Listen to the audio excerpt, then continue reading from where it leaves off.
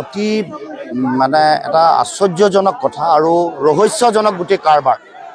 যোৱাকালিৰ পৰা দেখিছোঁ যে য'ত আমি বিৰোধী শক্তিয়ে বিপুল ব্যৱধানত জয়লাভ কৰাৰ সুযোগ আছে, সম্পূৰ্ণ সম্ভাৱনা আছে, তাতে কিবা প্ৰকাৰে ভোটদানটো হয় বাধা দিবলৈ তেওঁলোকে ব্যৱস্থা কৰিছে। যেনে যোৱাকালি ঘৰ জ্বলাই দিয়াটোৰ লগত তেওঁলোকে এটা পৰিৱেশ সৃষ্টি কৰিব খুজিছে যে এইটো এটা ডিষ্টাৰ্ব এৰিয়া, ইয়াত আৰু ভোট গ্ৰহণটো হ'ব নালাগে। আমি ইমিডিয়েটলি যোৱাকালি আমি পিটিশ্যন দি ক'লোঁ যে এইটো এটা ষড়যন্ত্ৰ আছে।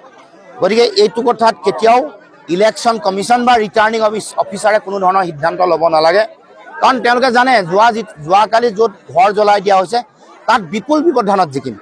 আজি য'ত এই ঘটনা ঘটিছে, য'ত আমাৰ যিটো অৰ্ডাৰত আমাৰ গোটেই মানে মানুহবোৰৰ তালিকা থাকিব লাগে, 1 নম্বৰত আপৰ, 2 নম্বৰত বিজেপি, 3 নম্বৰত জাতীয় পৰিষদ বা বিৰোধী ঐক্য মঞ্চ আৰু 4 নম্বৰত নটা, এই গোটেই অৰ্ডাৰটো উল্টা কৰি দিছে। উল্টা কৰি ওপৰত দিছে নটা, 2 নম্বৰ দিছে জাতীয় পৰিষদ বা জাহাজ, 3 নম্বৰত আহিছে আমাৰ বিজেপি। কাৰণ বিজেপি এইটো কাৰণে সুযোগ লৈছে, 3 নম্বৰ বিজেপি কৈ দিয়া হৈছে, কথাটো প্ৰমাণ হৈ গৈছে। তাৰমানে বিজেপিয়ে ইয়াৰ হৰাৰ ভয়ত 2 নম্বৰ কৰি কোনোবা অফিচাৰক পইচা পাতি দিয়ে গোটেই কামটো কৰিছে। আৰু আমি ইতিমধ্যে ৰিটাৰ্ণিং অফিচাৰ মানে ডেপুটি কমিশ্যনাৰ জিলা উপায়ুক্তৰ লগত মোৰ টেলিফোনিক কনভাৰ্চেশ্যন হৈছে। তেওঁ খোলাখুলিকৈ কৈছোঁ, আৰু অফিচাৰো আপোনালোকে ৰেকৰ্ড কৰি ল'ব, খোলাখুলি তেওঁ কৈছে যে ইয়াত যিসকল বিষয়া কৰ্মচাৰী আছে তেওঁলোকেও স্বীকাৰ কৰিছে ভুল। তাৰমানে কাইলৈ ৰাতিপুৱা তেওঁলোকে ক'ব নোৱাৰিব যে আমাৰ ভুল হোৱা নাই। গতিকে আপোনালোকক ৰাজহুৱাকৈ ক'ব খুজিছোঁ, এই সংবাদ মাধ্যমৰ আগত ৰাজহুৱাকৈ ক'ব খুজিছোঁ, তেওঁলোকে ইয়াৰ যিসকল অফিচাৰ আছিলে তেওঁলোকে আমাৰ ৰাইজৰ আগত কৈছে যে ভুল হৈছে, ওলোটাকে আছে, এইটো টেকনিকেল এৰৰ, আগতে চোৱা নহ'ল, কমপ্লেইন নকৰাৰ কাৰণে আমি সলনি নকৰিলোঁ বুলি কৈছে তেওঁলোকৰ অফিচাৰ। এইটো নোটডাউন কৰিবৰ কাৰণে আপোনালোকক কৈছোঁ, আমাৰো কৈছোঁ, আমাৰ যিগৰাকী আমাৰ ইলেকশ্যন এজেণ্ট আছে তেওঁ সেই গোটেই কথাটো লিখি মেলি দিব। আৰু এই গোটেই কথাটো আমাৰ জাষ্টিচ লাগিব। বিজেপিয়ে হাৰিম বুলি ভাবি এনেকুৱা ধৰণৰ যিকোনো ধৰণৰ কূটকৌশল তেওঁলোকে ৰচনা কৰিছে। কোনোবা মানুহক তেওঁলোকে ভিতৰুৱাকৈ এজেণ্ট হিচাপে ব্যৱহাৰ কৰি এই ধৰণৰ কাম কাজবোৰত তেওঁলোকে লগাইছে। ওলোটা কৰি দি 3 নম্বৰ যিহেতু বিজেপি হয়, ওলোটা কৰি দিলে, নোটা 2 নম্বৰ জাতীয় পৰিষদ, 3 নম্বৰ বিজেপি হৈ যায়, ওলোটা কৰি দিলে, সেই কামটো কৰিছে। এইটো ইয়াৰ ষড়যন্ত্ৰ। মূল কাৰণ এইটোৱে, ৰাইজে গাঁৱৰ মানুহে একো চোৱা নাই, আহি 3 নম্বৰত মাৰি দিছে। সেই সুযোগটো বিজেপিয়ে ল'ব খুজিছে, আৰু এই ক্ষেত্ৰত কোনোবা নহয় কোনোবা ইয়াত জড়িত হৈ আছে।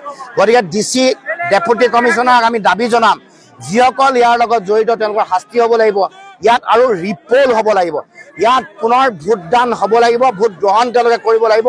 এইটো আমাৰ দাবী আছে। সেইকাৰণে ৰাইজক সকলোকে কৈছোঁ যে আমি আমাৰ তৰফৰ পৰা আমাৰ ইলেকশ্যন এজেণ্টৰ যোগেদি পিটিশ্যন দিয়াৰ লগে লগে, অভিযোগনামা দিয়াৰ উপৰিও ইয়াৰ ৰাইজেও যিহেতু এইটো এটা ৰাজহুৱা স্বাৰ্থ জড়িত বিষয় হৈ গ'ল, এটা পাব্লিক ইছ্যু হৈ গ'ল, ইয়াৰ ৰাইজেও সকলোৱে চহী মাৰি স্বাক্ষৰ কৰি ৰিটাৰ্ণিং অফিচাৰক দিব লাগে যে ইয়াৰ ৰিপ'ল হ'ব লাগে, এইটো অন্যায় কৰা হৈছে।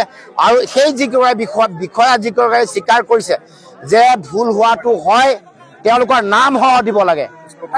পুষ্প কুমাৰ দাসে স্বীকাৰ কৰিছে যে ভুল হোৱাটো হয়।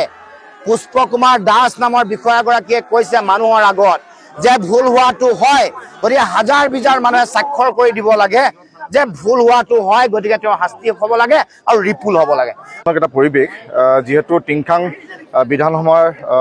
বিধানসভা সমষ্টিৰ অন্তৰ্গত এই জৰিগুৰি 54 নম্বৰ যিটো আমাৰ পুলিং ষ্টেচন আছিলে, তাত দিনৰ ভাগৰ পৰা নিৰ্বাচনী যিটো প্ৰক্ৰিয়া আৰম্ভ চলি আছিলে, আৰু সন্ধিয়া ভাগত যেতিয়া নিৰ্বাচনী প্ৰক্ৰিয়া শেষ হৈছে, শেষ হওঁতে বেলট ইউনিটবিলাক বা বেলট মানে যিবিলাক EVM মেচিনবিলাক যেতিয়া তেখেতলোকে শ্বাটডাউন কৰিবলৈ আৰম্ভ কৰিছে, তেতিয়া আমাৰ পুলিং এজেণ্টবিলাকে এটা বিষয় তেখেতলোকৰ দৃষ্টিগোচৰ হ'ল যে যিটো আমাৰ বেলট ইউনিট, য'ত নেকি আমাৰ প্ৰাৰ্থীসকলৰ নাম থকা আৰু য'ত নেকি আমাৰ বটনটো থাকিব, য'ত আমি EVM মেচিনটো বটন থাকে, সেই বেলট ইউনিটটো তেখেতলোকে উল্টা কৰি ৰাখিছে।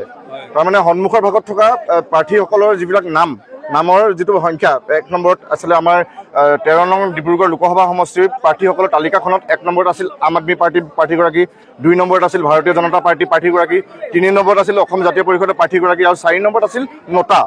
তাৰ ক্ৰমান্বয়ে তাৰ তলত যিবিলাক আছিলে ক্ল'জ বটন, যিবিলাক বন্ধ হৈ থকা বটন, যিবিলাক ব্যৱহাৰ নহয়, সেই বটনবিলাক আছিলে।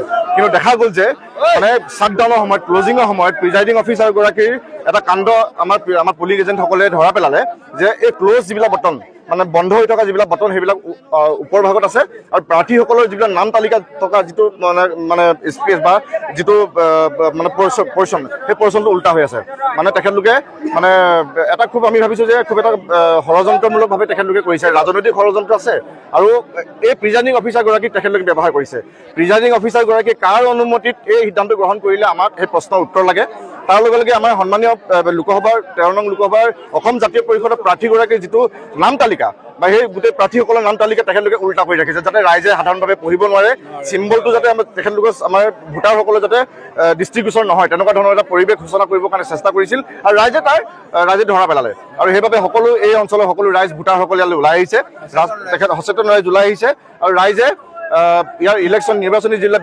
বিষয়ববীয়া আছে তেখেতলোকক প্ৰশ্ন উত্থাপন কৰিছে আৰু আমি অসম জাতীয় পৰিষদ বা প্ৰাৰ্থীগৰাকী মই এজেণ্ট হিচাপে ইতিমধ্যে আমি আমাৰ গোটেই বিষয়টো আমি ৰিটাৰ্ণিং অফিচাৰ তাৰ লগে লগে যিগৰাকী নিৰ্বাচনী অবজাৰ্ভাৰ বাহিৰৰ পৰা আহিছে ইলেকশ্যন কমিশ্যন অফ ইণ্ডিয়াই তেখেতলোকক যাক এপইণ্ট কৰিছে তেখেতক আমি ইতিমধ্যে আমি গোটেই বিষয়টো দৃষ্টিগোচৰ কৰিছোঁ আৰু সন্মানীয় প্ৰাৰ্থীগৰাকী কিছু মুহূৰ্তৰ পাছত ইয়াত এই স্থানত উপস্থিত হ'বহি তাৰ পাছত প্ৰাৰ্থীগৰাকীৰ লগত আলোচনা মৰ্মে ভোটাৰসকল ইয়াৰ স্থানীয় ৰাইজসকলৰ আলোচনা মৰ্মে আমি সিদ্ধান্ত গ্ৰহণ কৰিম